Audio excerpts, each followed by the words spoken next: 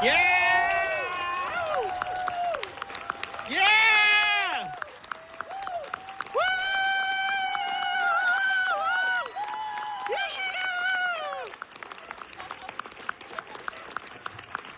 Woo!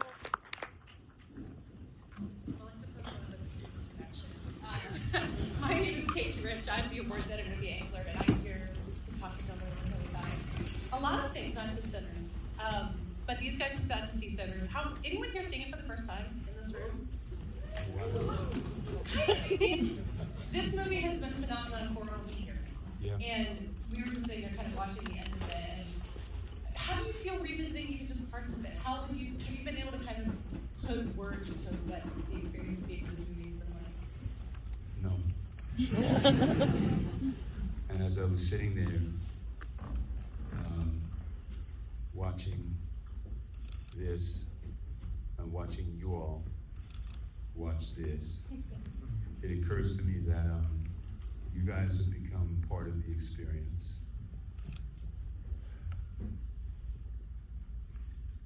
Not just the support. It goes beyond support, and it's elevated to communing.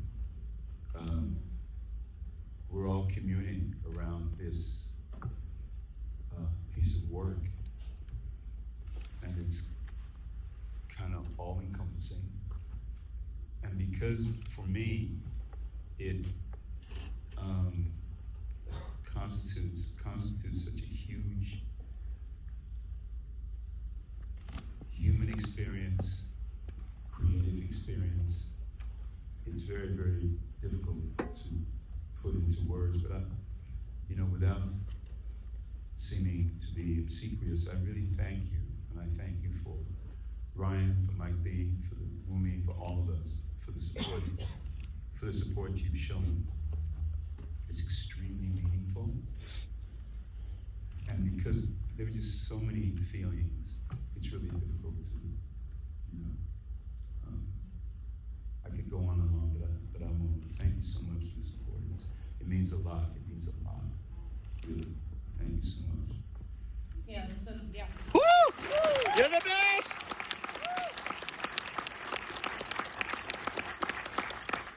It's really something I don't think we take for granted, just seeing a movie in a theater like this, having a crowd respond in that way. It feels like it becomes rarer and rarer. I was listening to some other conversations you've been having about your work recently, and I've heard you talk about getting a handle on a character, kind of when you look at someone, you say, how am I going to be this person? What is my way into this person? Was there a simple trick for that for you with Delta Slim? Was there a thing that made you say, oh, I know who this guy is? No, it was never a question of, I've got this. It was a step-by-step process. Starting with books, which Ryan sent me. Blues People by Mary Baraka, who was Delroy Jones when he wrote the book. Blues People, and Deep Blues by Robert Palmer. And then the musicians from the period, from the region, sorry. Muddy Waters, Sun House, Howlin' Wolf. A lot of musicians. Ike Turner, performing the music, talking about the music, and in talking about the music, giving me insights into lifestyle, their lives and their lifestyles, looking at a lot of documentaries and from people in the region, from the Delta, and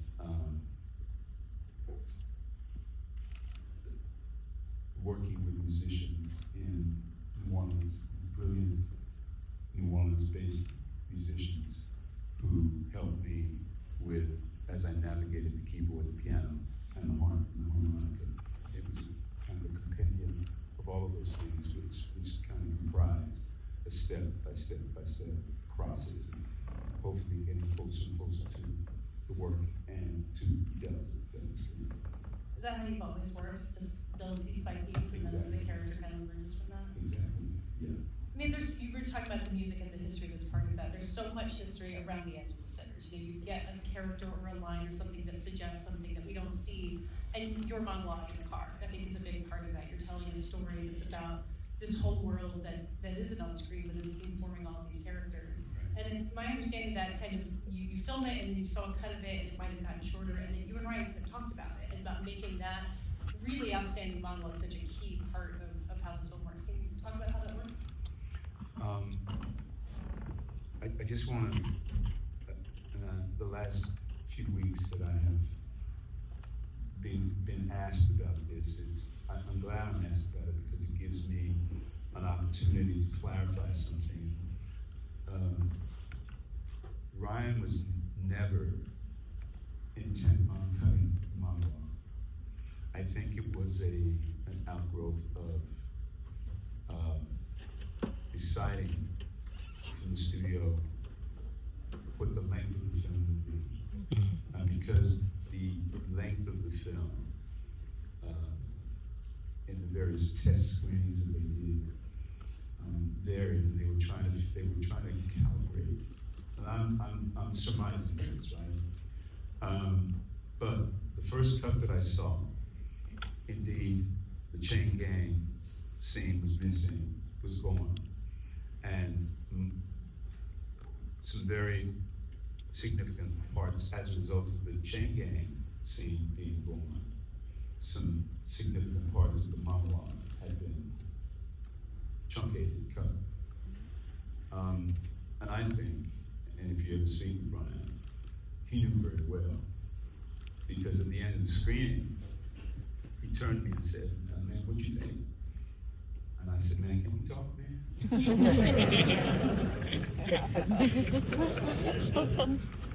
And we talked. And he heard, what I was saying. And I found out later that some of the other actors seeing the cut had spoken to him very, very similarly. The importance of reinserting the chain gang scene. The fact that was very directly connected to my own origin story, Delta's origin story, but also not only that, but the fact of its relationship to the overall narrative that he's telling. So he heard me very, very loudly and clearly, and the scenes were reinserted. Yeah. So we're here as part of Double Feature. These guys are going to see Five Bloods in a little bit. So do you mind if we rewind for a little bit? Because if we're going to see the Five Bloods, we should talk about Spike Lee. And Beautiful. It's my understanding, your first film together is Malcolm X, but it's my understanding that before that, you were kind of on his radar that around the time of Do the Right Thing, and it didn't work out. You had just gotten your Tony nomination at the time, you were busy on the stage. So when Spike Lee finally did come into your orbit, how did that relationship start? What was the spark between the two of you when you did get to work together? Yeah, there were quite a few sparks.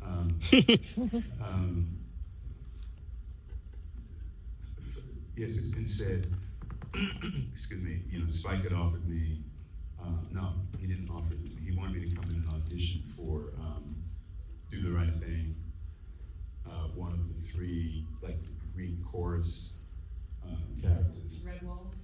Yeah, yes. And I politely declined because, as you said, I was coming off of Tony nominations, brilliant play by Alice Wilson, Joe Turner's Come and Gone, brilliant work. And I just felt that there wasn't enough there. And so I declined to come in and audition for him for that. Thank God he came back to me for West Indian Archie. From the pretty much, when I auditioned for West Indian Archie, he offered me the part. Pretty much as soon as we started rehearsing, there was a trust that he had in me. Maybe partially because, Denzel's playing Malcolm. Yep. Denzel and I had gone to school together at ACT, American Conservatory Theater in San Francisco. But there's always been a regard and a trust with Spike. And that has formed the bedrock of our creative work together. I always say that, I'm batting 1,000 despite 4 films, and he's never steered me wrong. There's always these gifts of parts that he offers me, and consequently, the work is just very, very rich. But to answer your question, there's always been a respect and a regard for me as a creative person that obviously is mutual, but that informs our working relationship and always has. These 3 films that you make together in The Knights of Malcolm X and Brooklyn and Clockers, he's bringing you back as sort of paternal figures all these times, and there's this idea of threat in some of them, and then power in all of them, bringing you in as the person who's kind of making his own weather in some way. And I wonder about playing those 3 roles and Brooklyn is such a warm character, piano playing, right there, bringing you right back to Sinners. Yeah. What is, at that point in your career, what did that teach you about what you could do, about how a director would think of you, and kind of how you worked with that idea of many different kinds of father figures? I think it carries into the 5 Loves as well. It's interesting because I don't think of the parts as father figures per se, even though I see, I take your point. Because I've worked on each character individually, and I never kind of get to take a half a step back and look at these things more globally until I'm asked a question by a journalist or whomever. I do remember the father figure aspects. If you'd have asked me back then, back in 1992 when we shot Malcolm X, is Weston and Archie a father figure to Malcolm? I probably would not have denied it. I wouldn't have said, you're wrong. But I don't think that was uppermost in my mind, per se. Mentor. But you're right, there is that father figure. Much more clearly delineated with Woody Carmichael in Crooklyn, obviously. And then Rodney Lindo, definitely father figure. Because for me it was very important, and I've said this, who has seen Clockers? Raise your hand. Okay, so a lot of people have still not seen it. Very underrated film, a very underrated film. And for me, specifically with Clockers and Rodney, it was very important to deconstruct and to examine the father figure aspect. And that, honestly, was more enticing to me, more interesting to me than the selling of the drugs. Because what my way in, one of the ways in for me playing Rodney was to try to answer for myself and then therefore hopefully present to the audiences, what is it about a man like Rodney that results in him becoming a father figure to these young kids? So Clockers, for those of you who have not seen it, Clocker is a young kid on the block selling drugs, on the block selling drugs. And the character that I played was the person who put these kids out there to sell the drugs. But that was not, I didn't want to fall into the trap of playing a drug dealer. I wanted to try to bring some additional components that hopefully would make it more compelling for the audience to witness, and also to make it more difficult for the audiences to discard or oh, he's just a drug dealer. Nah. So absolutely, I was interested in examining the father figure aspect, the relationship between Rodney, my character, and these kids that he puts on the block to sell. At that time it was crack. It was the height of crack academic and how why what is so compelling about Rodney that he becomes a father figure. So, you know, I've thought about these characters again in retrospect from the father figure aspect, usually in response to journalists asking me to deconstruct and to rethink how I approach. Yeah. Yeah. You know, it just occurred to me that Clockers was obviously so influential on The Wire, and that's where Michael Jordan, your Center's co-star, gets his start as one of those kids, exactly what you're talking about, being influenced by a Rodney figure. So it all comes back. Full circle. Yeah, exactly. Yeah, yeah. So after this, you know, these 3 films with Spike Lee and during them as well, you have these really memorable roles in a lot of studio movies that people still really remember now. You get Ransom or Gone in 60 Seconds or Romeo and Lestat. And The Core. we have, what are we applauding for? Gone in 60 Seconds? Is that All of them. okay, right? All of them. All of them.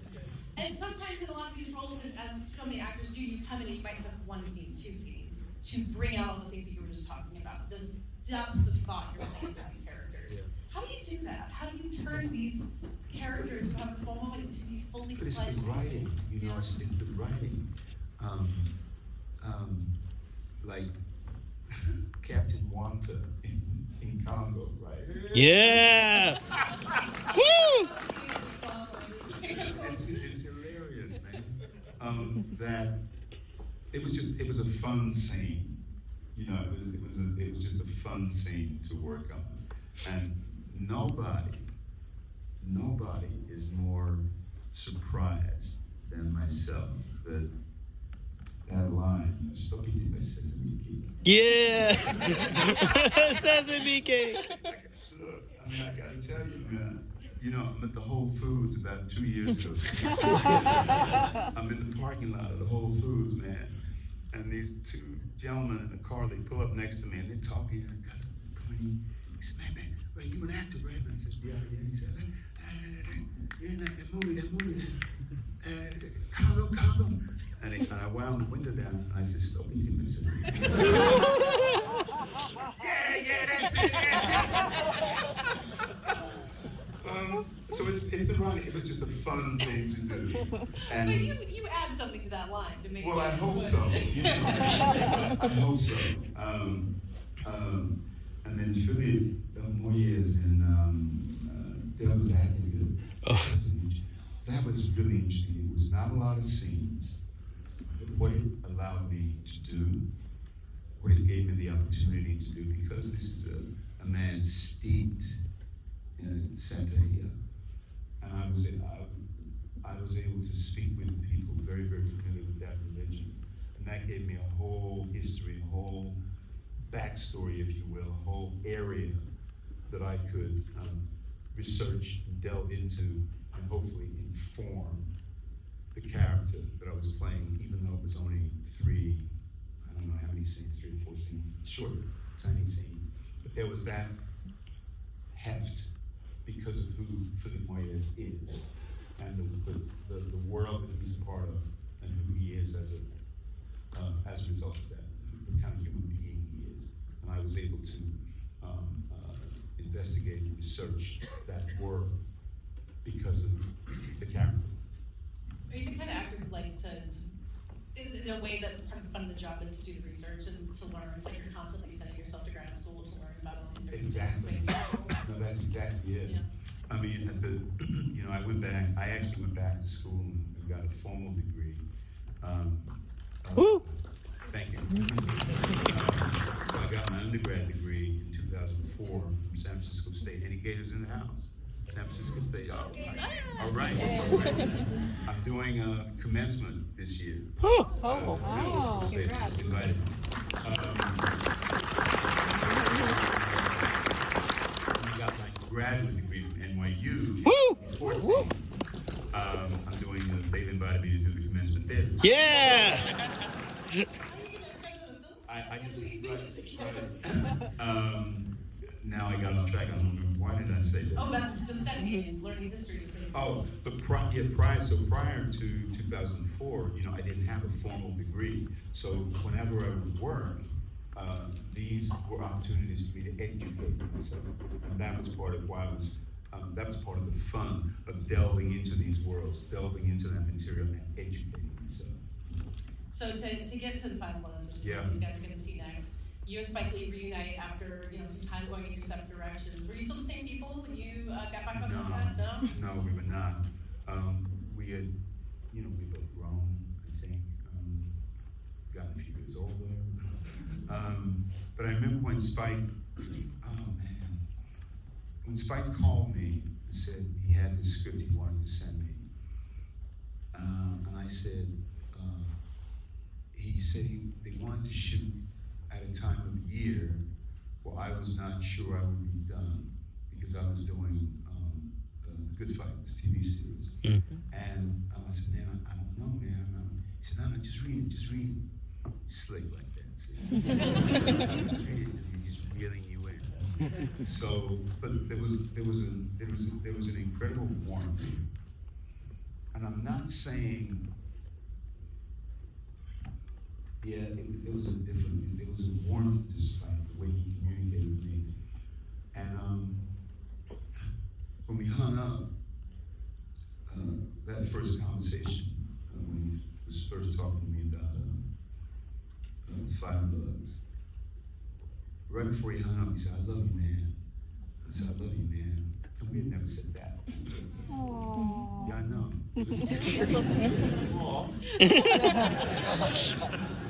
No, it was beautiful. And I told my wife, I said he loves me.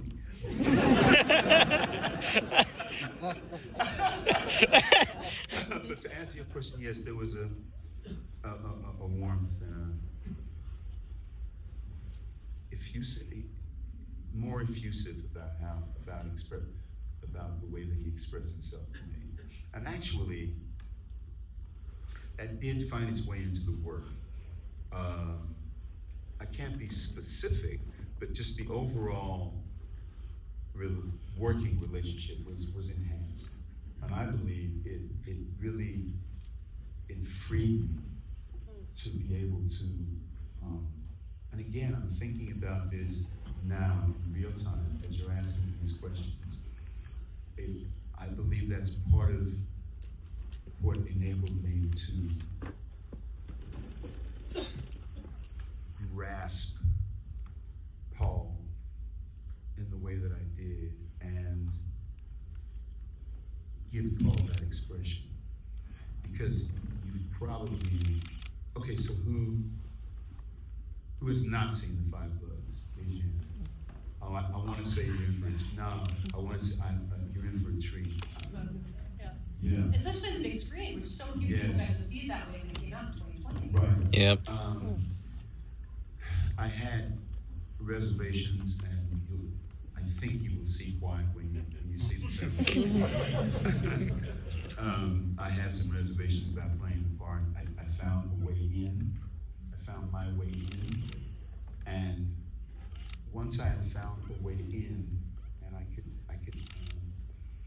examine and kind of excavate.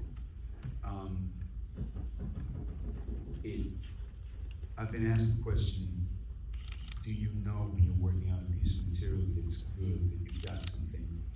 And I tend not to think in those terms when I'm working, but it was grounded in a way that felt right, felt good.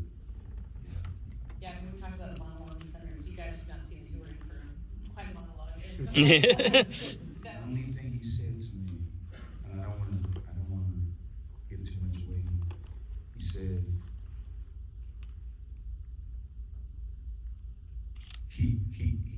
he asked me not to stop moving, and that was the only thing he said. And another thing I heard, one of the takes of that particular scene, I don't want to get too much, but one of the takes of that particular scene, I had done something that was not scripted. I had improvised off. And Spike called cut, and somebody came up to me, I don't know. I heard Spike say, leave him alone, leave him alone. He's in his own, leave him alone. But that kind of support. And the other thing, and I had this also on Sinners, we all did. Any actors in the room? Okay, so when your crew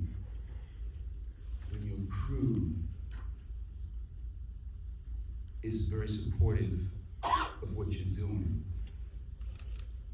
there are small signs that you pick up as an actor. And I felt very supported by the crew on Sinners, very supported by the crew on Five Bloods. And this is not to say I haven't felt supported on other films, but we're talking about these two films in particular.